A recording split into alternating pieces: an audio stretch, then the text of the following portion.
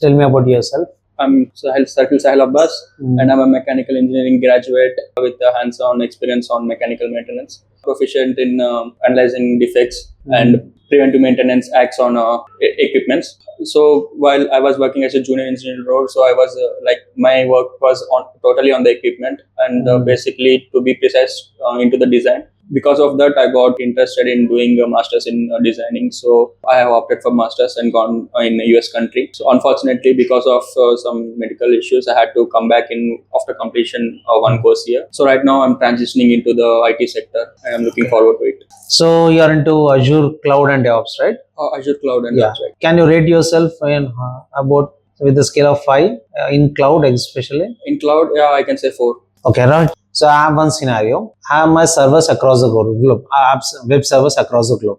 Okay. For example, my web server is in India, US, Australia, something. Now my requirement is the users browsing from India, the traffic should go to only Australia. So how do you do that, and which load balancer you choose it? I use traffic manager and I use priority routing method. Priority. Yeah, by giving priority to that US. I was saying only Indian users should go to the Australia. Rest of the users can go anywhere. I mean, you have some other option, Yeah. but Indian users should go to Australia, or else US users should go to US, and some Australia users should go to India. We can use geography. Yeah, correct.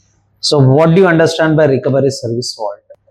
Recovery service fault. Yeah, we can configure backup and disaster recovery. For backup, we use we backup for some files or image level, and for disaster recovery, we use site-to-site recovery. Okay. What is the purpose of application gateway? In which scenario you can use this application gateway?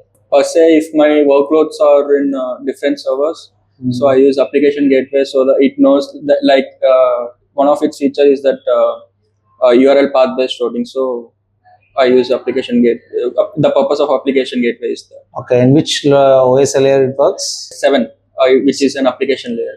Okay. So are you aware of Docker?